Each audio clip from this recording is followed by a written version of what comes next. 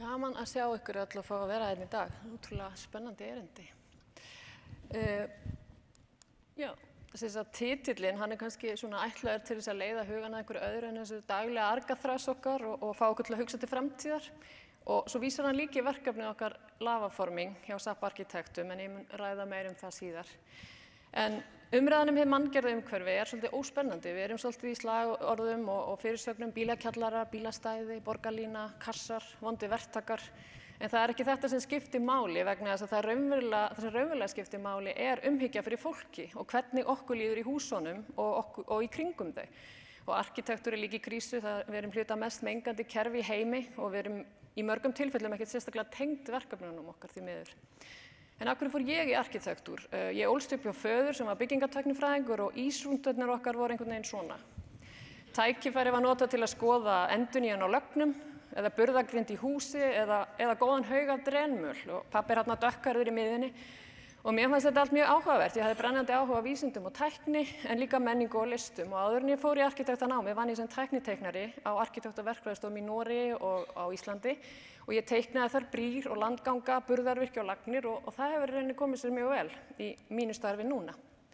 Og í náminu fann ég líka að þó að við erum í tilvistarkreppu sem arkitektar og erfitt með okkar starfi, en við getum haft mikil áhrif í vinnunni. Það getur til dæmis munað tugum eða hundruðum tonna í losun á CO2 í einu verkefni eftir í hvað efni við veljum og samt eru fáir að hugsa það. Og við getum líka sparað mjög mikinn pening með því að nýta efni betur, byggja léttar og vanda okkur, en við erum ekkert endilega að spá í það svo mikið heldur. Arkitektur ætti nefnilega alltaf að bæta einhverju við. Við ættum að gera eitthvað betra, tengja fólk saman og láta okkur líða vel.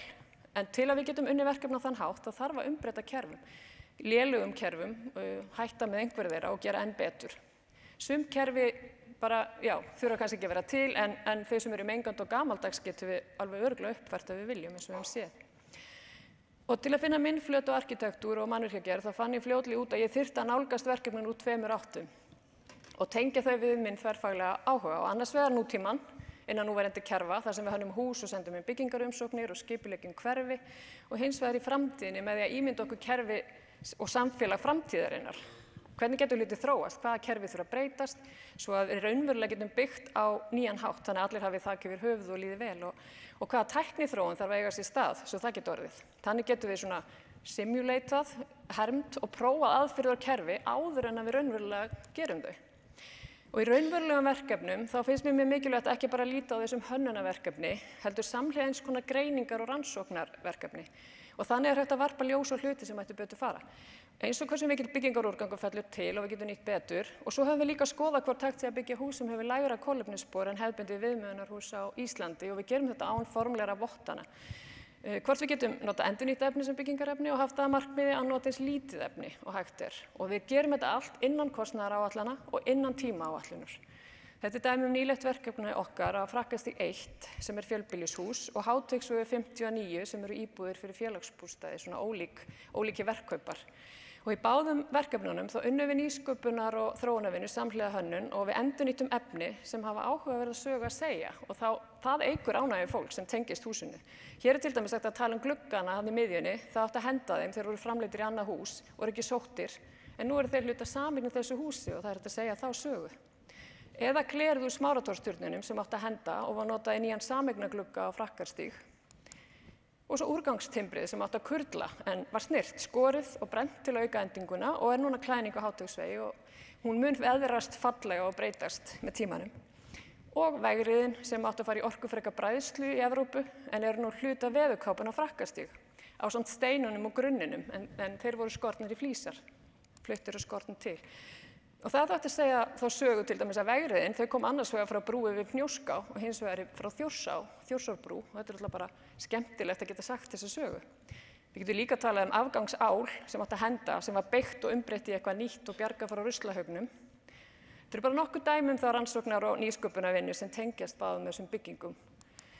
Og hér eru niðurstöður greininga á báðum húsunum, svona lífsferilsgreininga sem við gerum til að meta kolefnissporið. Það þurfti ekki að breyta neinum með reglugerðum eða setja hvata til að vinna þessi verkefni. Þau voru ekki dýrar í heildina og tímaáætlunin hélt. Það voru svo betur við 2 verkkaupar sem vildu taka þátt í að ýta við hefðbundnum aðferðum og það sem að lokum mikilvægast, það að íbúum og gestum líði vel. og það eykur verðmæti byggingana. En tilgangurinn með þessu verkefni alls ekki að allir noti vegrið utan á hús eða brendan við.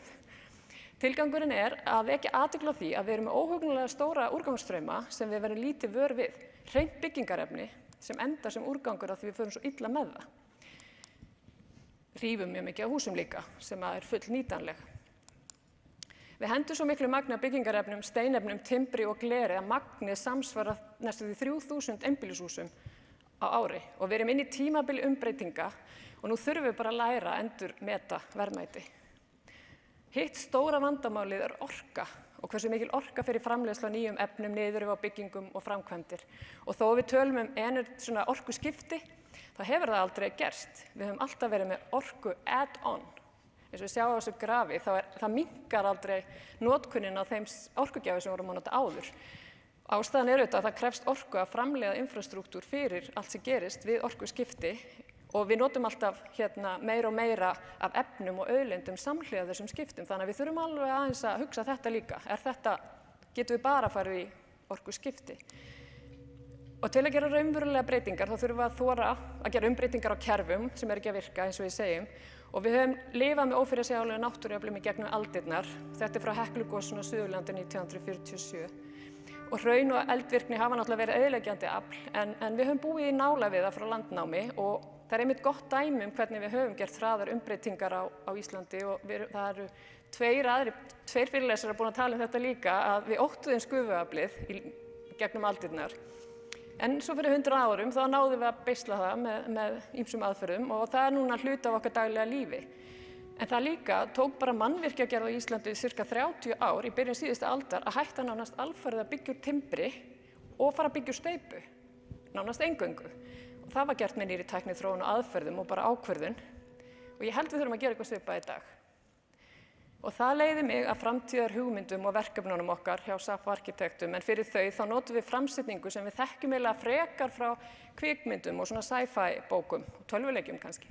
Og dæmum þetta er lavaforming, en verkefnið þar ímyndum við okkur hvernig mannvirkjagerð á Íslandi gæti litið út árið 2150 ef við nýtum okkar stærstu auðlind sem er hraunið. Hraunið kemur náttúrulega upp í gríðarlegu magni í hverju gosi og það var svona kveikjan af verkefninu, þessi mikla auðlind. Við notum það í steypu í dag eftir að það kólnar og blöndum sementi við það sem er gríðarlega mengandi. En okkar hugmynd er að árið 2150 hafi Íslendingar náð að beisla bráðið hraun eins og gufuaflið og við erum farin að nota það í alla byggingar og mannvirki í staðinn fyrir orkufreka og mengandi framleiðslu á byggingarefnum. Og í verkefninu þá notum við líka bara orkuna frá hrauninu sjálfu sem er náttúrulega geigvænleg. Við erum í rauninni að svona simulata, herma aðstæður á Íslandi 2150 og við gerum þetta með þrívíddartækni og greiningum og erum svona að sjá hvaða tækni þarf að þróast og hvaða samfélagsbreytingar þurfa að verða til að þetta geti orðið. Og við gerum þetta í samvinnu við vísindafólk og ýmsa fleiri samstarfsaðila og svo reynum við líka að finna tengingar á milli þessa framtíðarheims og hvað getum við gert í dag. Og það hefur í raun komið á óvart hversu áhugasamt vísinda- og tæknifólk er verkefni og hversu hratt það þróast þegar við kynnum þennan framtíðarheim fyrir þeim. Við heldum að allir teldu okkur vera bara galin en svo bara hópast að okkur frábært vísindafólk. Þetta sýnir svona hvernig þessar rannsóknir sem við vorum að gera og dæmum þær eru verkefni sem við erum að vinna, sem eru við notum hraunflæði greiningar frá vísindafólki Veðurstofunnar og Columbia-háskóla og við notum þeirra hraunflæði líkun til að setja inn í okkar þrívíddamódel af nýju borginni og byggingum og við sjáum svona dæmum það þannig að þetta er öfugt við varnargarða, þá eru þetta varnarrásir en verða svo að borg þegar kólnar og hægt að grafa frá þeim. Þetta eru svona dæmi þetta á þessum glærum hér. En annað dæmi sem við erum að vinna eru varmagreiningar á hraunbyggingum því að við kynntumst verkfræðingi sem vildi endilega gera það, sá þessar framtíðar byggingar okkar. Við viljum líka skoða þrívíddaprentun framtíðarinnar og einingaverksmiðju sem myndi búa í rauninni til einingar úr þessum bráðna hrauni. Og þetta myndi hafa sömu eiginleika og útveggur, þetta er í rauninni svona monomaterial. Með því að keyra greiningarnar núna, þó þetta sé í framtíðinni, þá ná að skilgreina mögulega þróun og tækni og samfélaginu og þá getum við líka undirbúið okkur, rekið okkur á mögulega vandamál eða tækifæri fyrir nýjar hugmyndir. Við erum að vinna ýmiss konar efnisprófanir og tilraunir samhliða annarri vinnu. Við erum að bræða hraun í ofnum lavasjó sem er samstarfsaðili, þó að við séum reyndar ekki að fara að bræða hraun, þá erum við að nota það svona til að gera rannsóknir. Komum staðið náttúrulega járn ef með lægra bræðslumark en steinefnin, þannig að það lekur út og Við erum að prófa alls konar tilraunir. En verkefni var valið fyrsta framlag Íslands á Feneyjatvíæringnum í arkitektur í fyrra og við vorum að opna sýningu á því núna í Listasafni Reykjavíkur í Hafnarhúsinu síðustu helgi og þar setjum við verkefnið fram sem yfirlit yfir rannsóknir og stutta kvikmynd, tölvuleik, sögur og efnisprófanir. Og í verkefninu þá vinnum við með Andra Snæ Magnússyni rithöfundi og eftir að hann kom inn í verkefnið þá hefur heimurinn stækkað mjög mikið með sögum af fólki sem býr á Íslandi á þessu tímabili sem verkefni nær yfir frá í dag og fram til 2150. Og við heyrum fólki lýsa aðstæðum og segja sögur af því þegar við vorum að læra að temja eldana, smíða vélarnar og vinna með þetta ótrúlega magna af hrauni.